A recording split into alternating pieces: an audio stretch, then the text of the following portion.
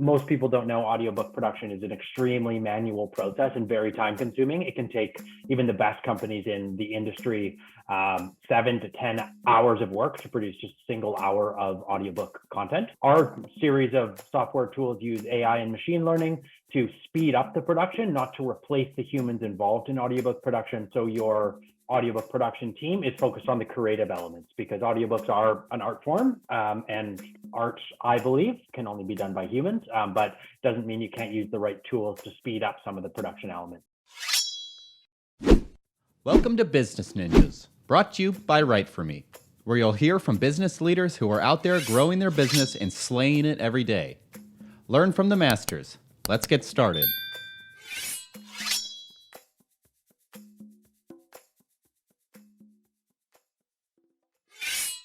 Hello and welcome to another episode of Business Ninjas. I'm happy today to be here with Adam Fritz, CEO of Pozotron. How you doing today, Adam? Doing well, thanks. It's Friday after all, so nice to slide into a weekend with an interview. We're all 1 foot in a beverage, right? Exactly. Well, I appreciate you spending some time with us here on Business Ninjas today. Please tell us a little bit about yourself and about Pozotron. Yeah, so I'm the CEO of Pozotron. I've been with the company for just over 2 years now. Our company's been around since 2017. We were created by our founder, Jake Poznansky, and really with the mission of changing the way audiobooks are produced. So most people don't know audiobook production is an extremely manual process and very time consuming. It can take even the best companies in the industry 7 to 10 hours of work to produce just a single hour of audiobook content. So very, very time consuming. Our series of software tools use AI and machine learning to speed up the production, not to replace the humans involved in audiobook production, but to speed up and automate the manual administrative tasks involved. So your audiobook production team is focused on the creative elements, because audiobooks are an art form, and art, I believe, can only be done by humans, but doesn't mean you can't use the right tools to speed up some of the production elements around that art form. Excellent. And so how do you go about speeding up the process? Obviously, it is painstaking. I didn't realize it was that sort of equation, 7 to 8 hours to generate 1 hour of content, but I guess that makes sense. Every single nuance of every phrase of the book has to be right. So yeah.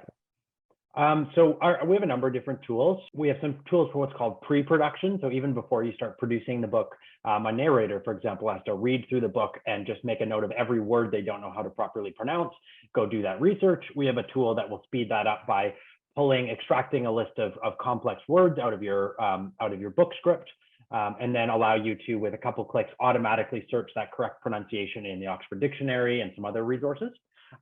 We have a tool where people can plan out their character voices. So the next iteration of that tool will actually pull information from the book in terms of how that character is described in the book, how their voice is described. So the narrator's performance of that character fits how the author intended. But then our main tool is for audiobook proofing. So almost every audiobook has to go through a proofing or quality control process, which basically means once it's recorded, you have to pay someone to read the text and listen to the audio at the same time and mark down every single mistake the narrator made, from as simple as, changing to the, or much more complex mistakes that can happen. So what our tool does, you upload your audio, you upload your script, it compares the two and gives you an output of every mistake our algorithm believes the narrator made. Missed words, added words, mispronunciations, pauses, and noises, basically making it so a human proofer just needs to go in and listen to those mistakes we flag and decide whether it needs to get re-recorded or not, what's called a pickup in audiobook recording. And basically it means they need to spend their time focusing on, making sure the character voices are correct. And, a character that's from Toronto in Canada, I'm from Vancouver, Canada, but a character that's from a certain place, their accent is authentic and, the performance matches what it should be. And so they're not focusing on, word perfection. I know this may be blasphemous, but instead of doing, retakes of words that were mispronounced, is there the potential to, obviously, if you're reading an entire book, you have every single one of and are we Pro Toolsing in and cutting and pasting in the correction phase as well? Yeah, so it depends on the editor and depends on the mistake. You can definitely just snip one word out and replace it. What our tool will do for that is we can actually export. You can put essentially markers throughout your proofing, and then you can export those markers directly into your Pro Tools or Audacity or any of your other DAWs sessions that you're using. So instead of having to search, okay, at 4:03 and 26 milliseconds, I have to start the cut here, it'll just automatically put that marker into your file for you. So there's no more searching and finding. It really automates a lot of those processes.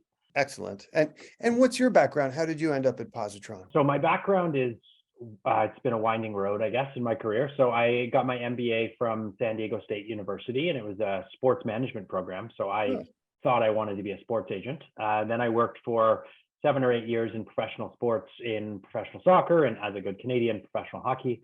And then living in Vancouver, usually in pro sports, you have to move around a fair amount. And I've got a family here, so wasn't interested in moving. So I kind of fell backwards into the tech industry. So I worked for 4 years as COO of a casino gaming manufacturer and software provider, and then came across a job posting for Chief Operating Officer of Pozotron online and hit it off with Jake, our founder, and the rest is history. He's gone up to the board level, and now I'm CEO. So excellent. Yeah. And so are you selling your service to the book publishers or to the freelance voiceover artists? Who are your customers? Anyone and everyone, basically. And I should have said, I've said a lot about audiobooks. If you do anything from scripted, record any audio from a script, there's a use case in Pozotron for you. So in using the audiobook context, if you're an individual narrator, some narrators will actually record their audio, put it through Pozotron, and then essentially do a first proof before they even send it to their authors. Editors can use it if they're a freelance editor or proofer who get paid by a publisher or a production house. And then if you're a recording studio that does the actual audiobook production, there's a use case where you're doing everything from pre-production all the way up to post-production using our tool. And then some actual book publishers, the people who own the rights to the audio, when they receive that finished product, they'll put it through Pozotron once just to do a final quality control check, because reality is they're the ones who are ultimately responsible for the quality of the audiobook before it hits your ears through Audible or any other distributor. Excellent. Really, I was unaware that a tool as finely tuned to that industry was available. What's your revenue model? Is this a subscription-based service? Are you selling software? How do you go about generating revenue? So we're a SaaS model. So for our proofing tool, the QC tool, is all based on how much audio you upload. So we have different volume pricing breaks under subscription tiers, where basically the more you upload, the less you pay per hour of audio. We have a pay-as-you-go rate where regardless of how much you upload, it's a flat $12 US per hour of audio. And then some of our other tools are priced on a per project basis. So those pre-production tools are a flat rate just to do all of your prep on that project. And some of our other tools are similar. So a little bit of everything. Excellent. I'd ask you typically what makes you stand out from your competition. Do you have competitors in that space? Not really. So in terms of our main tool, the proofing tool, there is no other company out there doing what we do. Really, the only competitor for our product is someone choosing to do it manually, which means their proofer has the audio file open, the PDF open, and literally an Excel file. And when they find a mistake, they write, 2 minutes and 42 seconds. Here's the text, here's the audio, here's the mistake. So pretty manual process. In terms of some of our other tools, the pre-production tools, there are a couple other small companies out there doing, similar elements of it. But in terms of the entire package, there's definitely no one out there on the market, which is nice.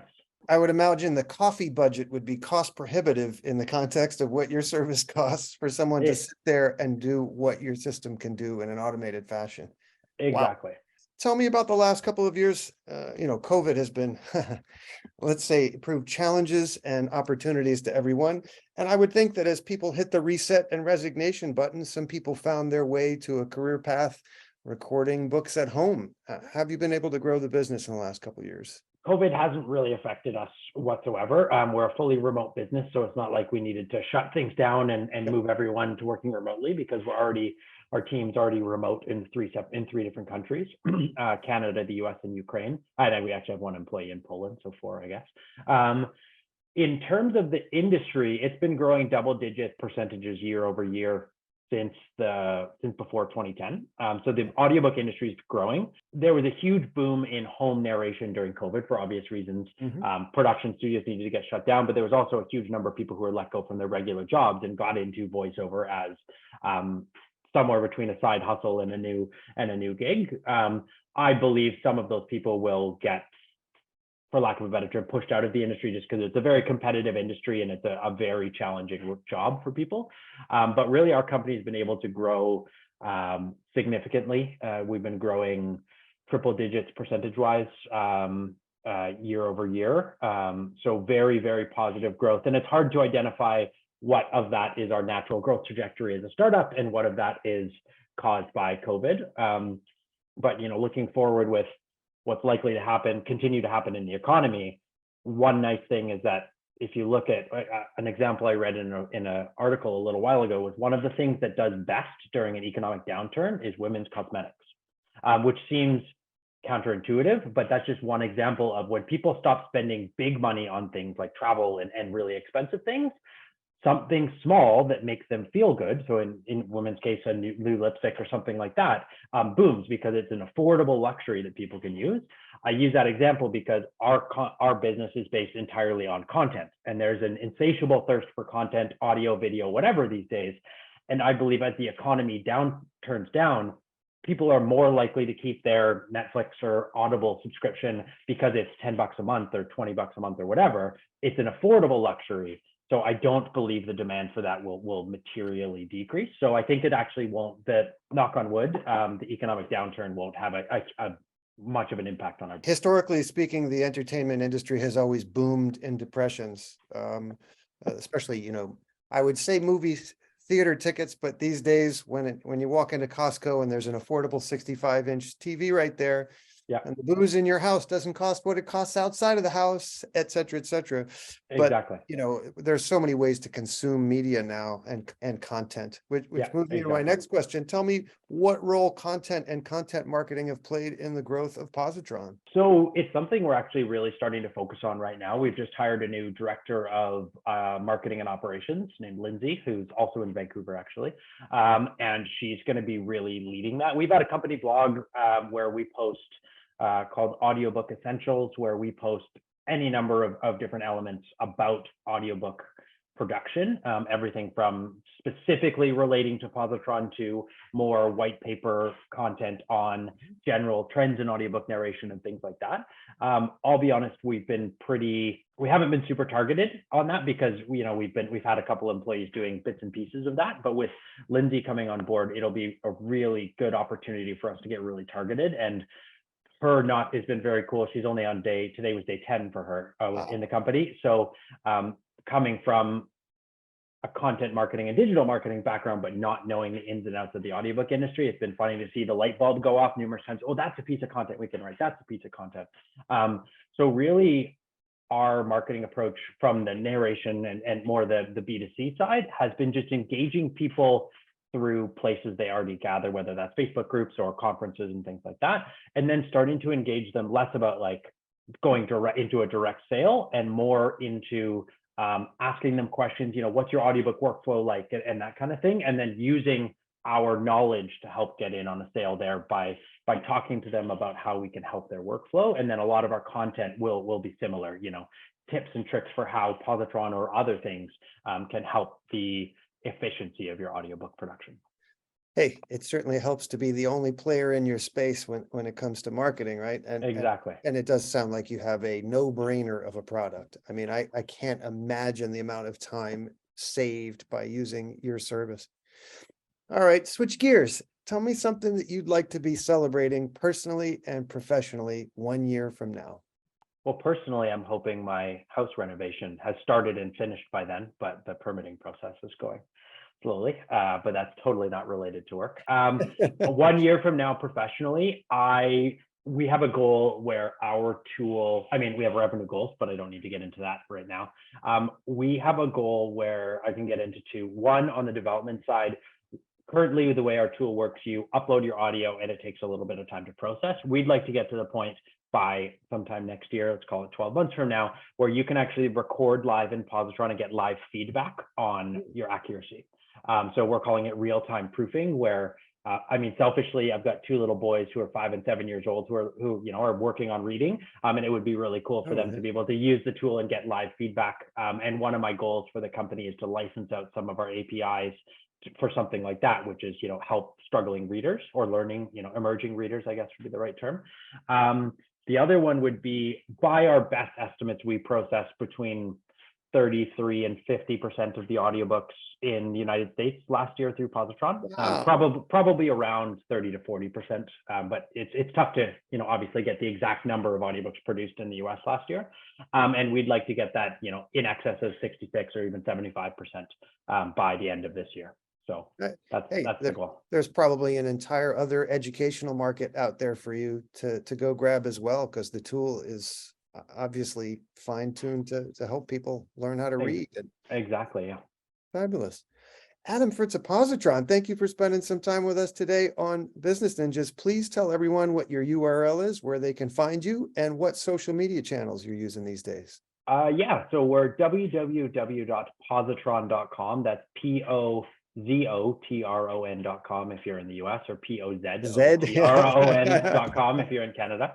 Yep. We're on Twitter, Instagram, Facebook, and LinkedIn, as well as a YouTube channel where we post all of our tutorials and workflow tips and that kind of thing.